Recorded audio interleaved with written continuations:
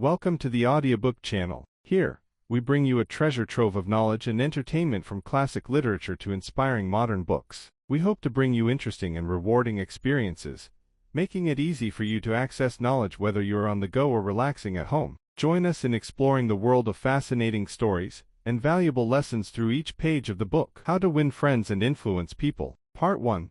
6 Ways to Make a Good Impression. How to Win Friends and Influence People. Part 1. Chapter 5. Chapter 5. Simple Ways to Make a Good Impression. Actions speak louder than words. When we smile, our faces radiate joy and affection. A genuine smile from the heart can say, "I really like you," or, "I'm so glad to see you because you make me happy." Charles Schwab told me that his smile was worth millions of dollars, and he was absolutely right. It was Charles' personality, his charm, his elegance, his ability to make people like him, that brought him such great success, and his charming smile was the most important factor. There is a saying for lovers: love someone who makes you smile, because only a smile can dispel the darkest corners of your soul. In love, a smile has such great meaning. For all other relationships, smiling works wonders too. One day I was introduced to the famous singer Maurice Chevalier. I must confess that I was disappointed to see him looking so gloomy and silent like a dead man. Suddenly, someone said something that made him smile. His whole face lit up like a ray of sunshine through a cloud. Without that smile, Maurice would probably still be making furniture in a carpentry shop in Paris. A child's smile has the same effect.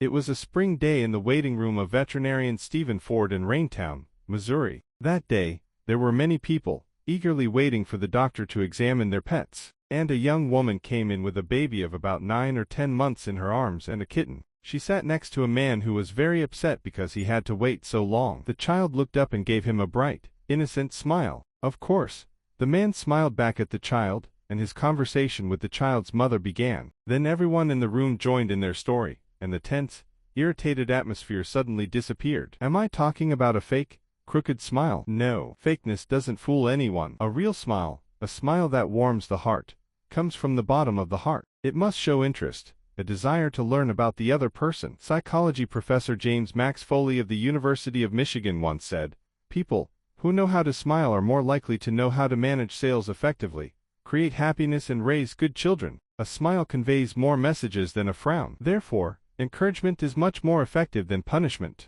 The human resources director of a large New York department store assured me that she would rather hire a sales clerk with a bright smile and no elementary school education than a moody, grumpy Ph.D. in psychology. A smile has a powerful effect even when you can't see it. Telephone companies across the country have a training program called The Power of Smile. In this program, telephone operators are required to smile when they answer the phone because the listener can hear their smile in their voice. Try picking up the phone and calling a friend or family member. The first time, don't smile when you speak. The second time, smile brightly. You will see the magic in the attitude you will bring to the person you are calling. In many cases, this will determine the effectiveness of their entire work day and our own. Robert Bryant, director of a computer company in Cincinnati, Ohio, tells of his success in recruiting.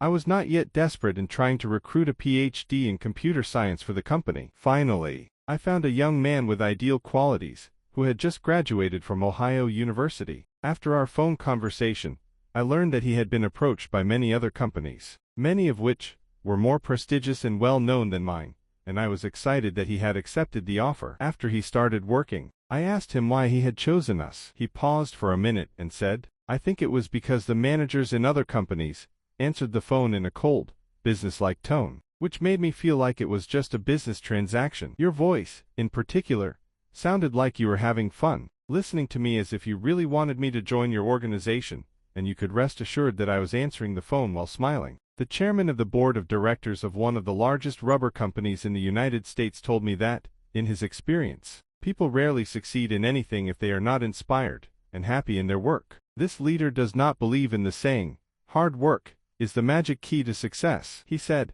"I know many people who were successful because they found joy in business and then changed because that joy turned into a monotonous job. The business went downhill and they lost interest and finally failed." You must have a cheerful attitude when you come into contact with people if you want them to have the same thought. I have asked thousands of businessmen to try smiling at everyone they met every day, 7 days a week. Then let me know the results. Let's read the letter of William Steinhat, a stockbroker on the New York Stock Exchange. His case is not unique but typical of thousands of similar cases. He wrote, I have been married for over 18 years, and in all those years I have rarely smiled at my wife, or said 20 words to her from the time we woke up in the morning until we went to bed at night. I am one of the grumpiest men ever. When he asked me to tell him about my experience of smiling at others, I thought I should try it first. The next morning, when I was brushing my hair, I looked at my gloomy face in the mirror and said, "Will, today, you have to wipe that gloominess off your gloomy face.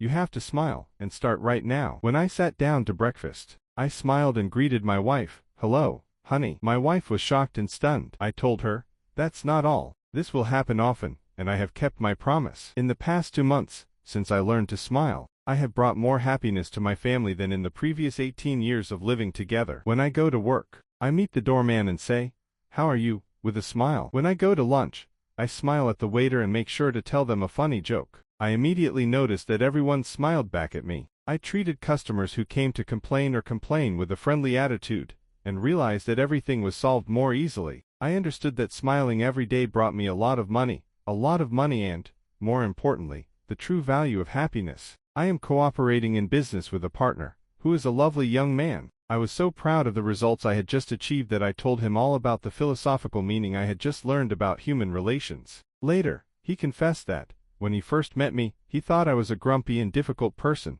but only recently did he change his opinion. He said that I was really lovable and approachable when I smiled. I have also gradually reduced my habit of criticizing. Now, I know how to appreciate and praise others. I stopped talking about what I wanted and learned to see things from other people's perspectives, and these things really changed my life. I became a different person, a happier person, richer and happier in my friendships and in my family happiness. You will say, "How can I smile when I am not happy inside?" I would like to share 2 steps to help you create happiness for yourself. First, force yourself to smile. If you are sitting alone, you can whistle or hum a tune.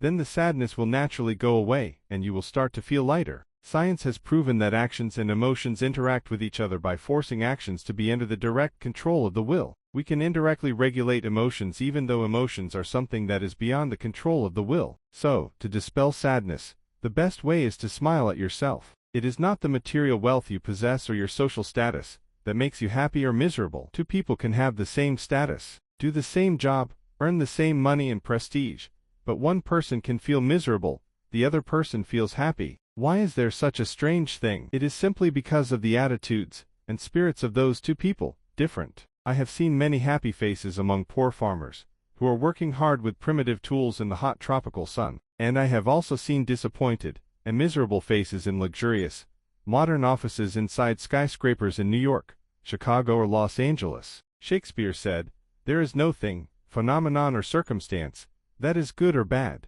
but it is the way of thinking that makes it bad or good." Eplington once said, "Most people are as happy as they think happy thoughts." I once came across a vivid illustration of this truth. As I walked up the stairs of the Long Island, New York train station, right in front of me were more than 30 handicapped boys with canes and crutches, limping up the stairs. One boy had to be carried up by 2 people. I was amazed to see them laughing and talking happily with each other, not paying any attention to their disabilities. I was so surprised that I asked one of the people in their care. He replied, "When a child understands that he will be disabled for life, at first he panics, suffers and is disappointed, but then he overcomes that suffering and accepts his fate to live happily like other normal children." I truly admire those boys. They taught me a lesson that I know I will never forget. When working alone all day in a closed room of the company, with few opportunities to interact with colleagues, people often feel lonely and gradually form a habit of loneliness. Maria Gonzalez in Guadalajara, Mexico has such a job. Although she also wanted to be friendly with other colleagues,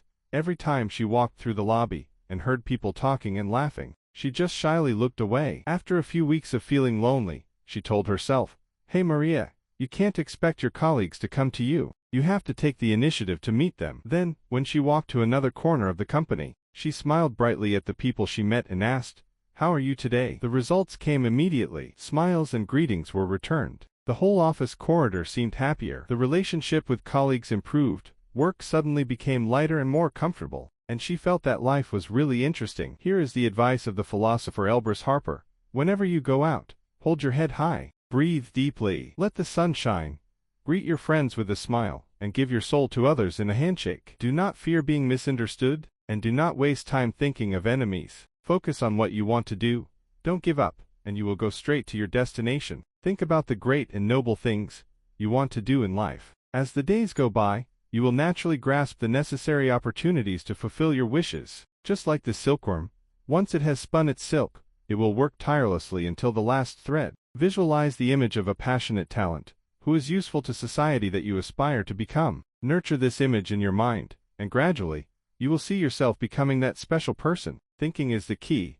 It is the source of all creativity. Maintain a right attitude, a brave spirit, sincerity and joy. Every opportunity will come from your desire, and every sincere wish will be fulfilled. Hold your head high and walk forward with confidence. We are all potential talents within our nature. The Chinese have a famous saying, if you don't have a bright smile, don't open a shop. Your smile is a messenger of goodwill that conveys more messages without words than any words. A smile brightens the lives of all who see it. For those who are constantly exposed to frowning and sometimes angry faces, your smile is like a ray of sunshine shining through the dark clouds, and it is no coincidence that a poet once wrote, "When we smile, our faces bloom." A few years ago, a New York department store realized the pressure that sales staff were under during the Christmas holidays. They hung the following sign on their door: the value of a smile on Christmas Day. A smile costs nothing and brings much. A smile enriches not only the receiver but also the giver. A smile appears in the blink of an eye, but can leave a lifelong mark. No one is rich without a smile. A smile makes the poor richer. A smile brings happiness to the home,